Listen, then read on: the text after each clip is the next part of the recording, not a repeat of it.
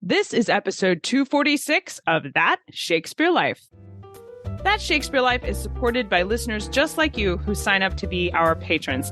Thanks to patron support, That Shakespeare Life is made available all over the world, completely free to listen, and all without any commercials. If you would like to help support our show, you can sign up to be a patron today at patreon.com/thatshakespearelife. That's patreon.com/thatshakespearelife. Hi, I'm Sam Bilton, food historian and author of Fool's Gold, A History of British Saffron. Another great method for studying the life of William Shakespeare includes listening to this. It's That Shakespeare Live with my friend Cassidy Cash.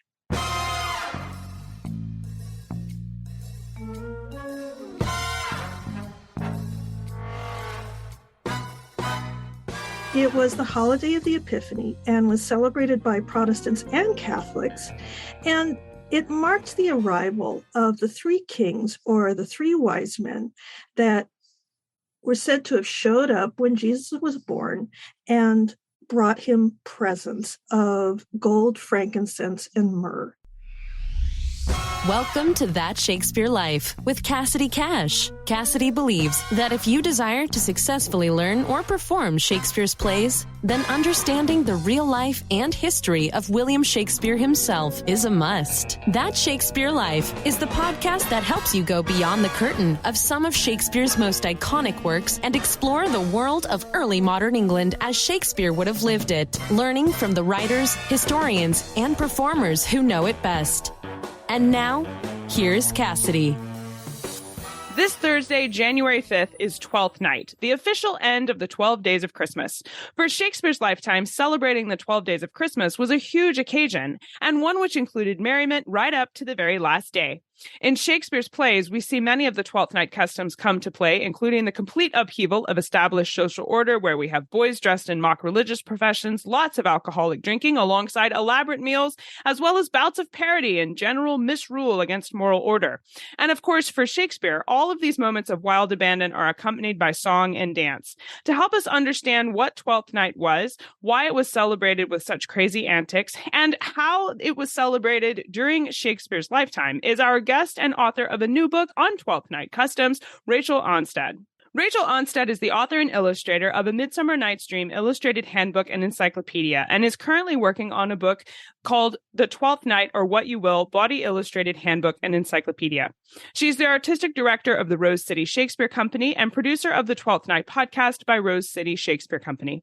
You can join her on Facebook at Shakespeare's World and Words, and she has an MFA in theater and is a retired architect and set designer. Hello, Rachel. Welcome back to the show. So glad to have you here again. Hi there, Cassidy. It's a treat to be here.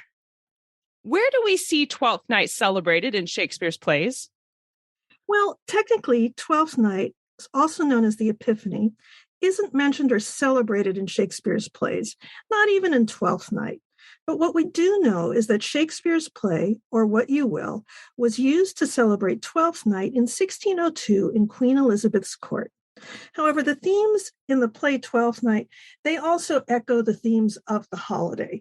And, when I was looking into, well, do we know for sure if Shakespeare titled this play Twelfth Night? We don't even know that. But for whatever reason, there was enough of association between the holiday and the play that it became known as Twelfth Night.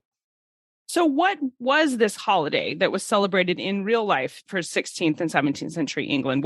Would they have had a certain set of celebrations? Well, you can imagine at the time, England was really, there were a whole lot of people from different places and different religious backgrounds living there. And so things would vary from place to place, but in general, it was the holiday of the Epiphany and was celebrated by Protestants and Catholics. And it marked the arrival of the three kings, or the three wise men, that were said to have showed up when Jesus was born and brought him presents of gold, frankincense, and myrrh. And this holiday, it became very linked to Carnival and a lot of other similar holidays throughout history, where people give each other presents and kind of celebrate the winter and at the same time try to get through it. Because it's a survival mechanism with joy and mirth. Yeah, I can see that. Yeah, because it was so cold and so dark, and you couldn't really go outside. And so it was good to have a bunch of holidays lined up during those dark nights of the year. Well, you mentioned giving each other presents and some other specific things there. So take us through what some of the specific customs were unique to England that would have been used to celebrate Twelfth Night. If we're trying to observe Twelfth Night on our own, for example, what Shakespearean things could we do to mark this holiday that would be authentic to the period? Well, you could put on a mummers play. You could make Twelfth Night cake. And Twelfth Night cake was a very dense fruit cake, which contained a bean. And if you found the bean in your slice, then you were king or queen of the bean, and you got to order everyone around for the holiday, for however long that lasted. Sometimes that was 8 days. Sometimes that was one night. It varied from place to place. But you might also get other things in your cake. If you got a clove, you were a villain. If you got a twig, you were a fool. And if you got a rag, you were a flirt. There was also a drink called lamb's wool. And this is where the custom of and I have no idea how to pronounce this, so I apologize. I don't know if it's wassailing or wassailing, but basically you walk around drinking this hot alcoholic cider, singing at your neighbors until they yell at you to go away or throw money at you or candy or whatever. And I've got a recipe here for lamb's wool, and we can put it on the website if people want to find it. But basically, it's 1.5 liters of traditional ale, stout, cider, 6 small cooking apples, a little nutmeg, a little ground ginger, and 150 grams of sugar. I'm sorry, I don't know what that relates to in cups. And you core the apples and bake them until they're soft, and you let them cool, and you make this kind of applesauce basically, and then you add the alcohol to it and you drink it. Wow. I can see why it would be called lamb's wool, because you've got, the pieces of the apples in there. And for those trying to make it from the audio, 150 grams of sugar is about 3/4 of a cup for those of us here in the US measuring with cups. But we can definitely put the recipe in the show notes for today's episode as well. Awesome. I found this poem written in 1648 by Robert Herrick about lamb's wool. Next crown a bowlful with gentle lamb's wool, add sugar, nutmeg, and ginger, with store of ale too, and thus ye must do to make the wassail a swinger. Well, that's how I like mine, to be a swinging drink, for sure. Exactly. That's fantastic. What year did you say that was written? That was 1648 by Robert Herrick. Robert Herrick. That's fantastic. Herrick. Now, were these customs, was this only celebrated in England, or was Twelfth Night more broadly celebrated across Europe as well? Oh, all across Europe. And it still is celebrated all over Europe.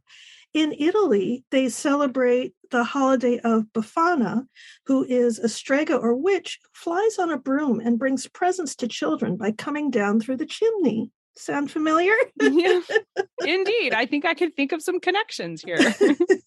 And she would give, sweets to kids who had been good, but they also make this kind of sort of burnt, but it looks like charcoal sugar sweet. And each kid gets one of those too, because we all have our moments, right? I really like that part of the Italian holiday. Yeah, we're all a little good, we're all a little bad. Everybody gets treats. That's nice. Then you don't have to be that kid going to sleep at night worrying about the stocking full of coal, right? You exactly. Everybody gets both. That's quite fair. So now you mentioned in 1602 that the play Twelfth Night by Shakespeare was used to celebrate Twelfth Night, the holiday, in Queen Elizabeth's court. I wonder if you could tell us more about that celebration. What would the royal court have done to celebrate Twelfth Night? They would have given presents to Queen Elizabeth, and lots of them. It would have been a huge celebration of Her Majesty, and as she said, and as many people believed at the time, her divinity. And so because this was a holiday for theoretically bringing gifts to the Christ child, in England, it was celebrated as bringing gifts to Elizabeth as sort of the representation of Christ in England, as since she was head of the English church, even though she technically couldn't run it or something. Anyway, it was a lot of complicated maneuvering she had to do at the time. You start to understand much more about why she had issues with the Pope. Yes. Well, many people did. She certainly wasn't alone in that. It's true. I'm writing this book about Twelfth Night. And so in the process of writing that book, I realized that Twelfth Night is at its heart a very Italian play, a very Venetian kind of a play. And let me tell you, we think of the Italians as being more having a lot of allegiance to the Pope, let's say. And I was so ignorant. I had no idea. That was not the case at all. Throughout Italy's history, there was a lot of conflict back and forth. But back to Elizabeth. So obviously they would have put on a play because they had Shakespeare come in and put on the play. Was his the only play, or was there like a series of productions that would have gotten done? We don't know. Okay. We don't know. Twelfth Night is a pretty long play and it's pretty complicated, but these people were party animals. So there may have been two plays. I think it more likely that with a play the length of Twelfth Night, that they probably would have had some dancing and some music and, some parlor games. Some features. So big party, lots of presents for Elizabeth, and plenty of wassailing to go around. Plenty of wassailing, and weddings were also very common during Twelfth Night. It was considered a very lucky time to have a wedding, and then people could bring gifts for the wedding. A lot of times, though, when courtiers wanted to give gifts to Elizabeth, they had to sort of make a public show of it, but they also had to be very careful not to look like they were making a public show of it. It's this sort of very fine balance. And then, of course, there's always a risk that the gift might not be well received. And so people would dress up in costumes, particularly costumes from fairyland, because it wouldn't offend anybody. If you dressed up as a fairy, you're not inadvertently offending somebody else. Because they're not real. Because they're not real. Exactly. I see. Okay. Exactly. So you're not mocking anyone when you dress up. Okay. You're not mocking anyone. You're just dressing up in this style, this aesthetic that Queen Elizabeth was known to like, and bringing her presents. And that way, if the present didn't go over well, you had plausible deniability, right? Oh, that wasn't me. That was the Eglantine fairy. That's clever. That's a clever way to balance that for sure. Now, I want to ask about Twelfth Night, the play, because in it, there obviously the setting for Twelfth Night is Illyria, and it's this unusual place with characters who act in weird ways. But I wonder, was it based on a real place, or was it trying to be this fairyland too? This is such a good question, and it for me, this was such an exciting vein of research for me as I was working on this book. But Illyria is a real place. It was an area on the west coast of the Balkan Peninsula on the eastern edge of the Adriatic Sea. And it was originally inhabited by several tribes known as the Illyrians. The Romans conquered the region in about 168 BC. After that, Illyria went through a succession of assorted conquerors until the Venetians arrived in 1420 and managed to hold on to it until 1797.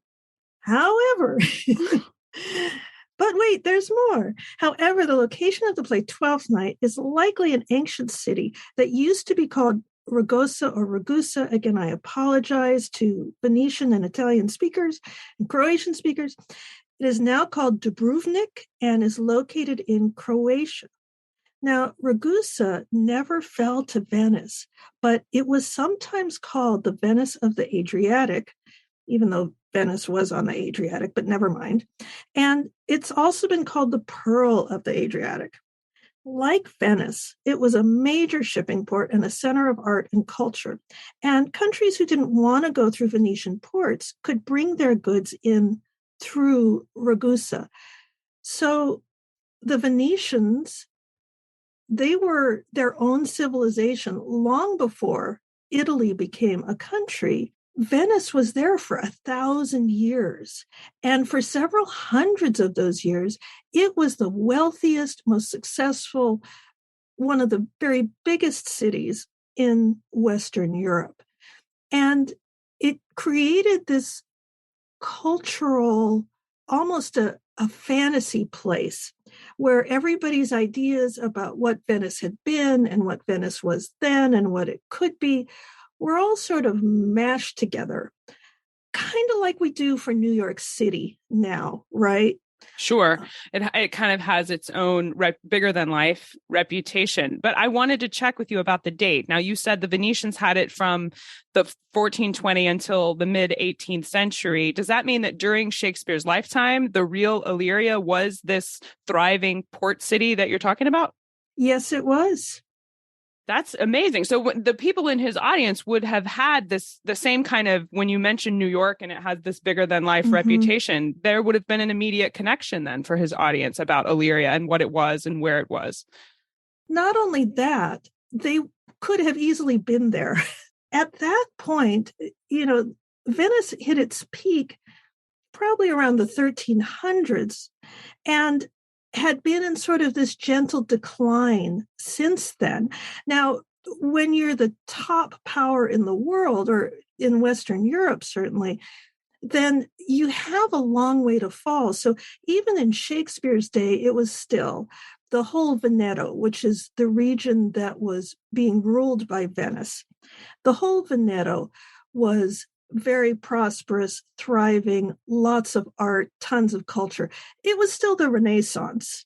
It wasn't by any means any kind of a backwater town, but they had lost their edge in terms of being the main shipping power because maritime trade had shifted off the Mediterranean and into the Atlantic, and their boats couldn't sail those kinds of seas. Their boats were perfectly suited to the Mediterranean.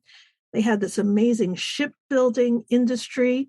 It was called the Arsenal, and they were able to build ships incredibly fast, but they could not compete on the open sea. And so they were one of the first areas to really become a tourist industry, so that even in Shakespeare's day, people would go to Venice to see the art and see the sights. And they had definitely very specific ideas of Venetian stereotypes and so on. And all of these got plugged really easily into English plays with no problem translating what those characters were. As soon as the play opens and you say, we're in Verona, or we're in Illyria, or we're in Padua, then people already have certain expectations. In the same way that if we said, this story is taking place in Mexico, or it's taking place in Paris, we'd have definite ideas about what kind of stereotypes we would expect to see in that situation, for better or worse.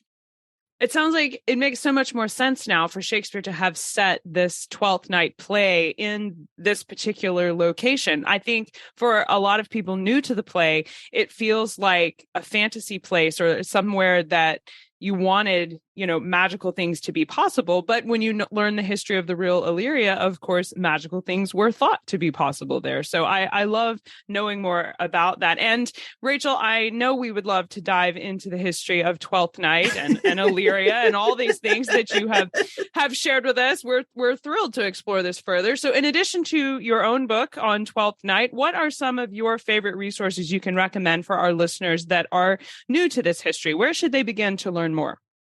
I've included a journal article, and if people don't know, JSTOR, JSTOR, and of course, a lot of your listeners will know exactly what that is, but in case you don't, it's a place where a lot of articles are stored, journal articles. And it used to be that you had to pay a lot of money to get on there and do research. But now anybody can get an account and read 99 free articles a month. And I really want to encourage people to take advantage of that. Obviously, a lot of this stuff, you can find great stuff on Wikipedia and everything else.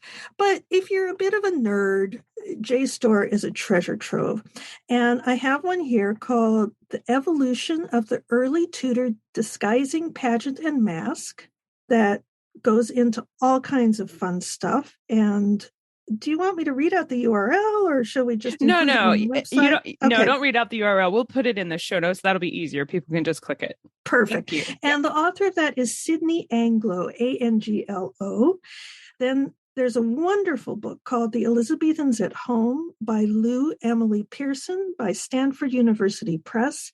It was published in 1957. And I just want to encourage any fan of Shakespeare and that Shakespeare life to get a look at this book. It's an old book. It's fairly easy to find at a reasonable price. And it's just a treasure trove of how did the Elizabethans do things like prepare for feasts? How did they celebrate festivals? How did they make their shoes? What were their weddings like? It just goes on and on into incredible detail. And it sounds perfect for our show. We've covered some of those things on our episodes before, and just listening to your list, I'm excited to dive in and find some new episode topics from that book, I'm sure. And then finally, I want to offer, I made this compendium of point of view walking tours of all the locations in Shakespeare's plays. And I created this group on Facebook, and you don't have to join the group. It's public. It's not the kind of group where I expect people to participate or post anything. In fact, if other people try to post things, I don't approve them, because all it is a resource for people to look up a particular play. And then I've provided the play, a Wikipedia article, synopsis about it, and links to different videos that will take you on walking tours of the locations in that particular play. So, for instance, in Twelfth Night, I provide a point of view walking tour for Dubrovnik, or what used to be Ragusa. And these are fascinating to me. You know, obviously, it's been 400 years and a lot of landmarks have changed, but quite a few haven't. And if you're in the United States, you may not have gotten to tour all of Europe to see every single location where Shakespeare's plays were set.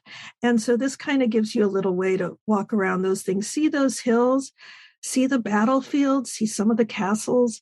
It's super fun.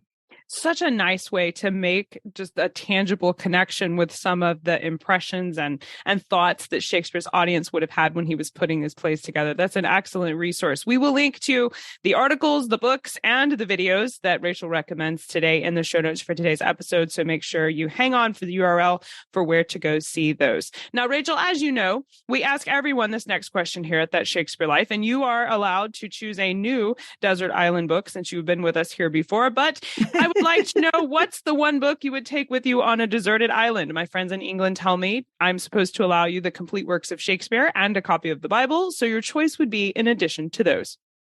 Well, I had to do some thinking about this, but I think I would bring the Violet Fairy book. You know, those fairy tale books, and they each have a different color. And I probably should have looked up the author, but there's a gray fairy book and a yellow fairy book and a blue fairy book. And just because violet is my favorite color, I think that's the one I would bring. Oh, that sounds beautiful. What an artistic choice. I like it. So what's next for you? What are you working on now that you're excited about? Well, this 12th Night book, obviously, I'm very excited about that. Well, we certainly hope to see your 12th Night book come to fruition, and we'll place links in the show notes today where you can find links to Rachel's book pages and learn more about what she has written. Rachel Aanstad, thank you so much for being here with us this week and taking us through the history of 12th Night and letting us learn more about Illyria. This has been a really fun conversation, and I appreciate your time today. Well, it was my pleasure. Thank you, Cassidy. If you like the show today, be sure to let us know about it. Drop us a rating and review on the podcast platform you're listening from today. For more in-depth history on 12th Night, including woodcuts, portraits, maps of Illyria, where you can see exactly where it was located during Shakespeare's lifetime, along with special links to the recipes for lamb's wool and more information on wassailing, tons of fun things to find packed into the show notes for today's episode. We include not only this bonus history, but also links to the books and resources Rachel recommends today, along with links to other of our podcast episodes that cover things like 12th Night and wassailing for you, so you can be prepared to celebrate all week long. Find all of these things at CassidyCash.com/episode 246. That's CassidyCash.com/EP246. That Shakespeare Life is made available each week all over the world, completely free to listen and without any sponsorship spots for you to listen to. This is made possible by listeners just like you who sign up to support our work by being a patron. Patrons get an inside look at the making of our show and the opportunity to see sneak peeks at upcoming guests and submit questions that they'd like to be asked during those conversations. And we ask them live on the air, so you can even hear your name mentioned sometimes.